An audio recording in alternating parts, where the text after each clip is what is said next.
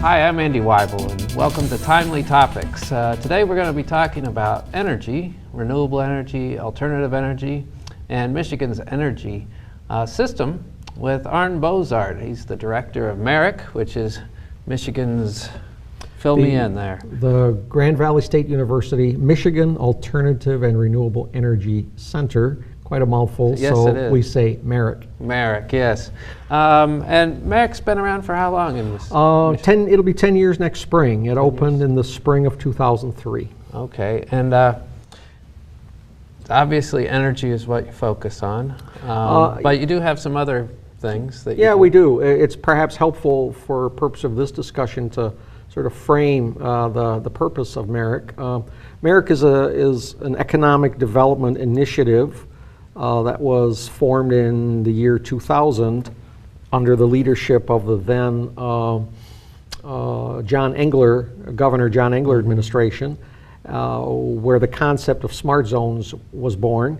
And smart zones are essentially brownfields, former industrial sites around the state that were selected, Muskegon being one of about 10, to be redeveloped into locations where new technology, new business, new industry could be born and developed. The Muskegon Smart Zone, as many of your viewers might know, sits on the location of the former Continental Motor site, which was a huge industrial complex in the Muskegon area. Right on Muskegon Lake there. Indeed, right on Muskegon Lake. And it fell dormant, and at some point in the early 90s, totally ceased any activity. And the site sat dormant and became a bit of a problem, became a blight, if you will, on the landscape. And then the state of Michigan developed the Smart Zone concept, and Muskegon was selected as one of about 10 or 12 locations around the state to become a Smart Zone. And it required a three-way partnership: the state of Michigan, Michigan Economic Development Corporation, the city as the host city for the location, and then every Smart Zone must have a university affiliation. And Grand Valley State University stepped up to the plate and offered to then complete the partnership. I see. So your funding comes now from grants mainly, from the university, or? The core funding comes largely from Grand Valley State University, with special assistance, special grants, special project funding from a variety of sources: federal government, state government. It depends on the activity that we're involved in. But the core funding for the operation of MAREC here in Muskegon is to the credit of Grand Valley State University. Okay, great. And I know you do some work in getting businesses, having startup businesses, having offices for them and whatnot. Yep. But your main work is probably in energy, and so. Well, it's sort of. I should complete sort of the description of Smart Zone. So every Smart Zone in the state has a principal focus. In the case of MAREC, the focus that was chosen 10 years ago was renewable and alternative energy and energy-related technology. For example, a number of the other smart zones might be, or some of them rather, are biotechnology-oriented. I see. Others are automotive technology-oriented. Every smart zone has a principal theme. It's not the exclusive theme, but it is a principal theme. So in our case here in Muskegon, we are focused on alternative and renewable energy, but we're also a business development site. So as you started to point out, we host business incubators, business startups, and we also host a lot of technology demonstration activity, seminars, things that are designed to introduce the community, the region to new technologies with a principal emphasis on energy. Right, right. We had a ballot proposal to change our constitution called the 25 by 25 initiative. And it was going to be 25%, I believe, renewable and alternative energy by the year 2025. It didn't pass, and I was surprised how much it was defeated. Yeah. 60% defeated, I believe. So does that mean people don't want renewable energy? First of all, as backdrop, as you're aware, we presently do have what is called a Renewable Portfolio Standard, commonly referred to as an RPS, in place of 10% by 2015. Okay. And so we are well on our way towards that 2015 goal of 10%. With that in place, and with that as a backdrop, there was a movement, a citizen movement, that arose in early 2012 to go beyond that, and as you suggest, launch a campaign for 25 by 25. And that received substantial citizen support, I believe more than 500,000 petition signatures in order to get that on the ballot. The unfortunate dimension of that ballot proposal was that it was tied to a constitutional amendment. Okay, so And it I would have think changed our Constitution. It would have. It would have at least permanently, until such time as the Constitution was further amended, would have placed into the Constitution the requirement of 25% renewable energy by 2025. And that became a real problem in the minds of many. Business and industry largely opposed it. There are lots of citizens who were sort of puzzled about why would you put something like that into a foundation document like the state constitution. So there was a lot of concern about it. And there was an active campaign, of course, as you may be aware, against the ballot proposal. It was, I think the campaign against was twofold. One was the one about we shouldn't be changing our Constitution, but the other one that was going to cost us lots of money. Sure. Now, do you think that one was accurate, the second one? Well, it's a very cloudy issue and a very cloudy question. It depends on whose numbers you're looking at. There is without doubt challenge connected with reaching for 25 by 25, and there are certain cost elements.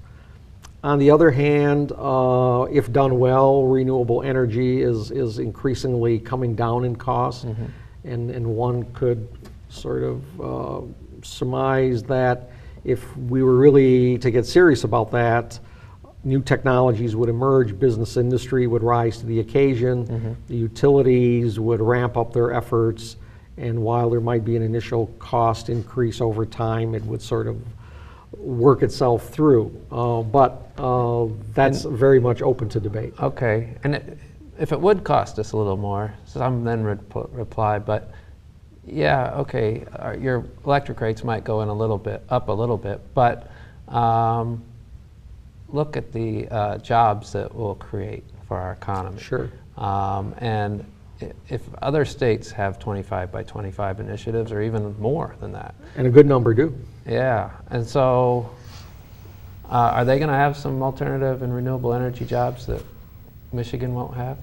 I think that's very possible. One of the arguments that is made for becoming a state that is substantially committed to renewable energy with a standard such as you ask about is that it does create an environment, if you will, an economic environment, a culture that then attracts renewable energy technology, renewable energy manufacture and industry, and offers opportunities both for the workforce, for jobs that would be available, and it also offers opportunity for the marketplace, for manufacturing, for industry.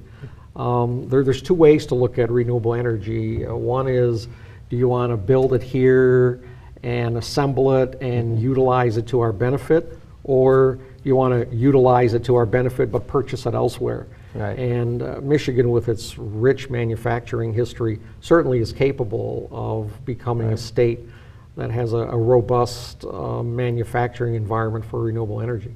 Yeah, and as we've been driving downtown Muskegon, we've been seeing wind turbines come in on the boat. Where are those coming from? Well, where are they going? They're coming to Michigan. They are coming to Michigan. They are going to a location called the BB Wind Farm, which is in Ithaca, Michigan, about 50 miles north of Lansing, I believe. Okay. There are now a couple of very large wind farms, one totally completed and operational, another one being constructed. The components that you've been seeing in the paper, written about, and that many of the viewers perhaps have seen moving across our roads here in Muskegon County, are coming from offshore, interestingly enough. The wind blades were manufactured in Germany. Okay. And the tower sections, the wind turbine towers, those components have been brought in from South Korea, of all places. Oh wow! So And there's a quite story the distance. and there's a story connected to why that is. I don't know. I know. Well, Germany's been quite forward thinking on renewable energy, and is that one reason why the Well, that's blades part are of it. made? Yeah, Germany is certainly a very, very competent country technology-wise. Manufacturing-wise. Manufacturing, engineering, design. right. But there's actually a little more to this story. The reason those blades and towers came from Germany and Korea, respectively, South Korea, is because we also have a current challenge on the docket nationally, if you will, which is called the production tax credit, PTS, which is scheduled to expire in December at the end of this month, as a matter of fact. And the BB wind farm was originally scheduled to be constructed in 2013, next year. But when it was announced that the current administration, or that the Congress would allow the renewable, or the production tax credit to sunset, it was decided to ramp up the manufacture, or the construction of the wind farm. And so then the developer looked around and said, where can I find my needed components? Quickly, and they were not available in the continental U.S. And so they could only be found offshore in Germany and South Korea. Wow. Well, hence, we had 7 freighters arriving in right. Muskegon Harbor. Well, I guess that's good for our shipping, but it's not good for having more jobs in Michigan. It'd be nice if we could have had those blades made here. Would have been nice if those components could have been manufactured in Michigan, right. to be sure. Yeah. We see those wind blades that have been coming in, but we also probably more frequently look at the cob plant and piles of coal, which is not renewable energy. It is not. And the cob plant, from what I understand, shelf life is coming to the end. It is. And was it 2015? 15. Which isn't that far away. No, it's not. It's about 3 years out. Where does that leave Muskegon area when it comes to our energy? Where are we going to be getting it from? Is this a good thing that we don't have this coal-fired plant, or is it a bad thing? Closure of the cob plant reflects perhaps more than anything is change. Change in how we produce energy, change in how we manage energy. The reason the cob plant is closing is because of a new set of federal clean air standards that are coming online in 2015. And in order to meet those clean air standards, the utilities, in most instances, because our fleet of coal generating electrical plants in this state are quite old.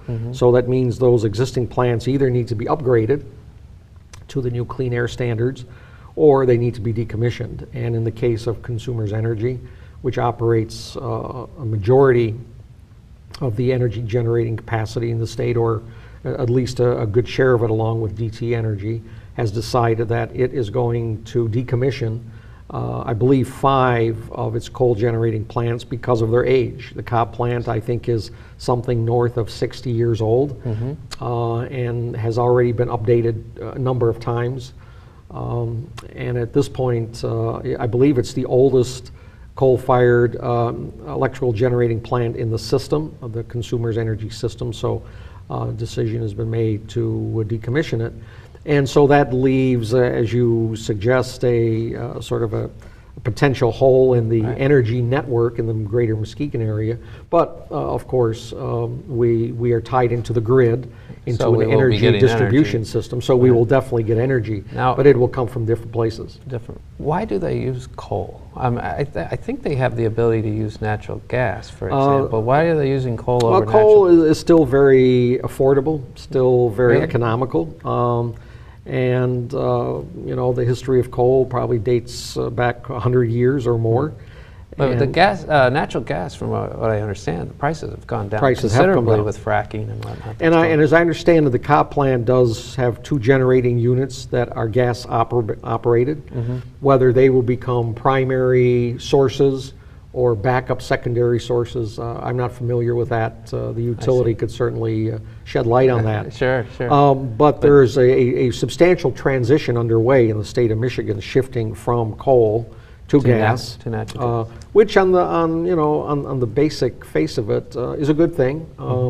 The carbon dioxide output of gas and the other effluents is half of what it is for coal, speaking of natural gas. And so it's a cleaner fuel, to be sure. Right. The question will be, is it a sustainable fuel source for the long term, both from a cost standpoint as well as an environmental standpoint? Sure, sure.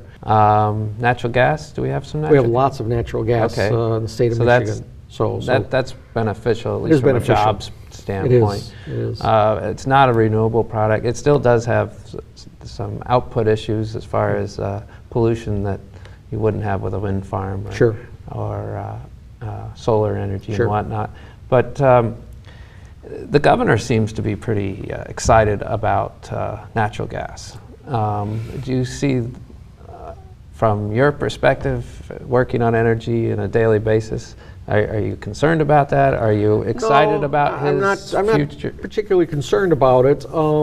The one thing that we have to realize, all of us, is that renewable sources such as wind, solar, hydro, which we have a small amount of in the state of Michigan, are not sources today that can be counted on as baseline energy sources that could serve all of our energy needs. They can supplement, they can become... Is that due to technology problems? Is it due to where we live? It has to do with technology. It has to do with our willingness to embrace those technologies. It has to do with science. It has to do with our ability to store energy for use at the right time.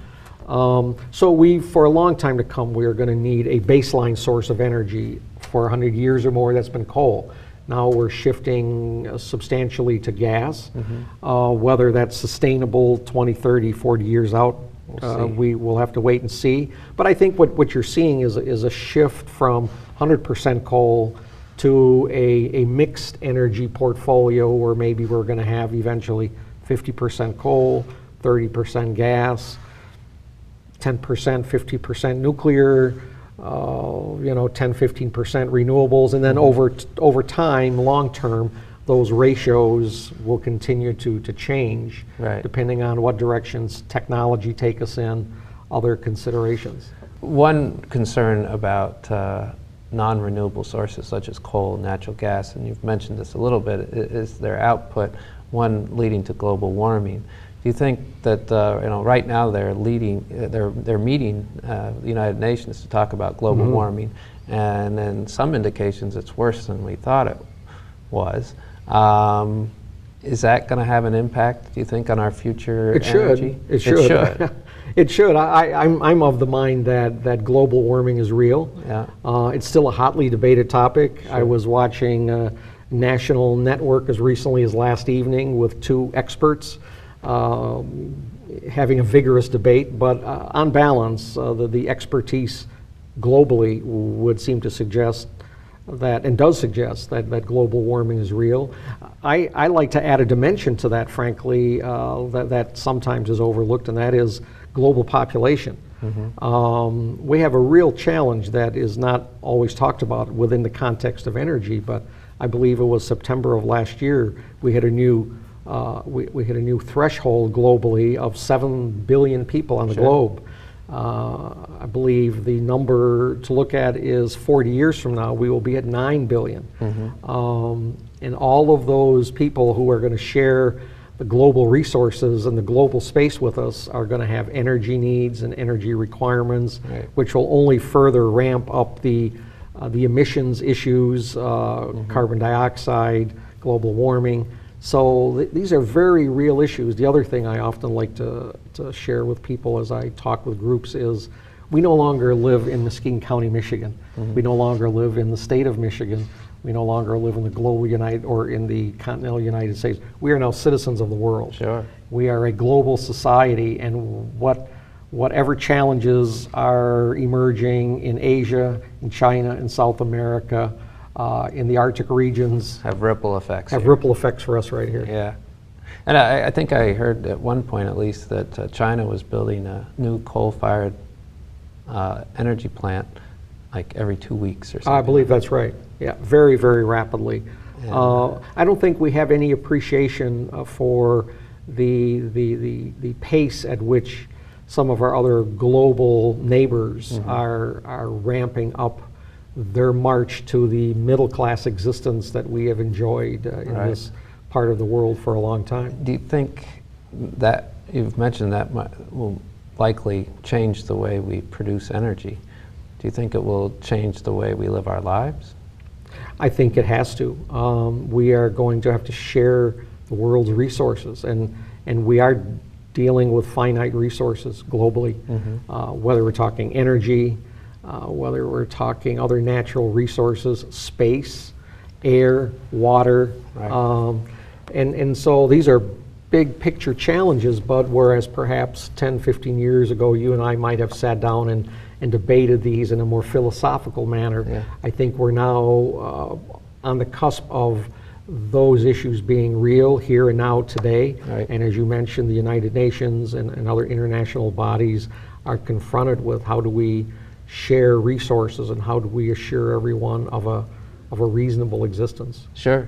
To develop a country to develop, but if they all use the same amount of energy that we do, we're in big trouble in terms of our environment. And I would Air we offer, breathe. I believe that we're going to come to a realization that we are going to have to share our resources and our assets with others, and it may require that we give up a little bit of what Right. we presently have, No. so that others can also take advantage of those resources. One thing we do with cigarettes is we tax the heck out of them as kind of a sin tax. We do. Europe has much higher gasoline costs than we do due to taxes. And more people use their bicycle. They have more fuel efficient cars in general than we do. I mean, do you think that's an alternative? That Those we are should certainly think about? directions we have to look at. As we look at the future of energy in this country, we are going to have to do energy different. In fact, an expression that I like to share with groups as I often talk to them is to say that when it comes to energy, status quo is not an option. Okay. That is to say, the way we have done energy for the last 50, 75, 100 years is not how we will be able to do energy going forward, whether you're talking about energy for your homes and buildings, heating, cooling, lights, or whether you're talking about energy for your vehicles, automotive needs. We will be doing energy differently. It's already visible. I was talking to a group just yesterday and looking back even 10 years when most people in West Michigan, in the Muskegon region, had never really laid eyes on a wind turbine before. What's a wind turbine? How does it work? Well, now, as you pointed out earlier, they're coming off the freighters, heading People are- north. We the have crowds watching. Yeah. we have a wind farm just north of us in Ludington. So people can now drive just 30 miles north of where we're sitting and see wind farms in operation. So that's in the space of 10 years. And so I have to believe that 10 years forward from today, we will be confronted with new energy challenges and new energy realities Right. that will change how we conduct our everyday lives. Let's say a big donor or the government supplies MAREC with money that you can't imagine right now, but you could kind of do what you wanted in terms of transforming the way energy is produced and the way people use energy in Muskegon. What are some things you think that we could do if we had the money to do it, or the vision to do Well, a couple of backdrop items to your question, and then we'll sort of home in on the particulars. But one thing I should point out that we all need to keep in mind, we presently do not have an energy policy for the United States, and we have just a modicum of an energy policy for the state of Michigan as outlined by the governor in his address last week. So we need So national and state vision. And in fact, the governor last week made comment to that effect. He said, you know, what we really need in this country is a good energy policy, and we have none right now. So unlike other parts of the world, the developed world, the European Union, for example, where they have a 20% commitment to renewable energy by 2020 across the entire 27 nation European Union, we don't know what our position is on renewable energy in this country. So if we could have lip service, but no policy, really. Some discussion here and there, but no policy, which makes it very difficult for our elected officials to govern. So, you know, what should their position be as they come into office? Beyond the political, though, what should we do? So if I could be king for a day, and if we had all of the assets that needed, first of all, I would make sure that we have an instant energy policy. Okay. And then against that backdrop, then I think we could really take a look at West Michigan as a region and begin to talk about how do we meet our energy needs regionally. For example, here in West Michigan, I was at a meeting just early this morning, and we talked about what the possibilities might be. For example, the city of Grand Rapids has a mayoral commitment to 100% renewable energy for the city of Grand Rapids by 2020. Very bold, very challenging, and I don't believe the city of Grand Rapids will be able to achieve that without partners in the region. And so we talked this morning about what if the triangle consisting of Grand Rapids, Holland, Muskegon were to engage in a regional approach on energy, what is often referred to as distributed energy. That is to say, having energy coming from a local region as opposed to a national grid network. You know, we could look at solar, we could look at wind, combine that with gas, still have some clean coal perhaps, but move towards an energy mix, an energy formula that the entire region would benefit from. And I think we could accomplish that. When you say wind, would that mean wind turbines out in Lake Michigan? Would it mean initially wind farm? It might mean a wind farm at the Muskegon County wastewater site. We have a wastewater site here in Muskegon County, as many of your viewers might know, 11,000 acres with a couple of adjacent townships who are very friendly to the idea of wind development. I think there could be a very substantial amount of both solar and wind created on that site, probably more than just the city of Muskegon or Muskegon County itself might want.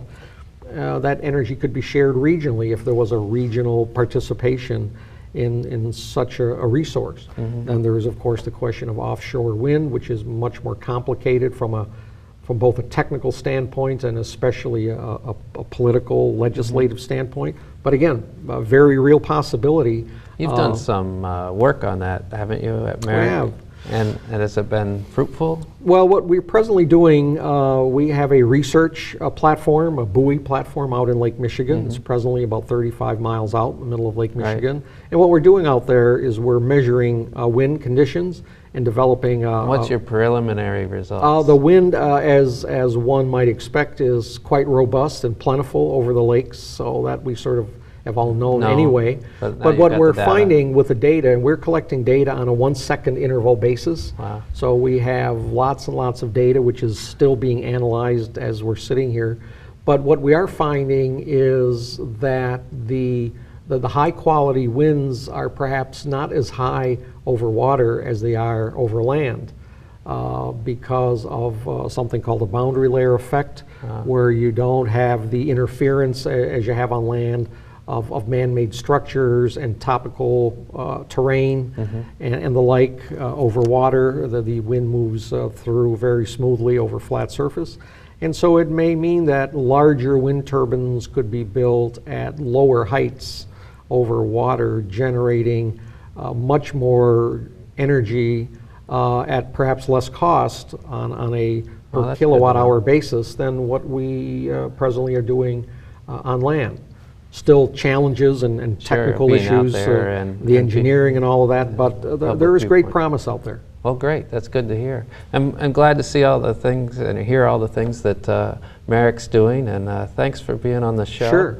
And we'll see what the future holds. Maybe some of those ideas will come to fruition. Sure. Let's stay in touch. I think there's more to talk about. Oh, absolutely. Thanks for coming on. You bet.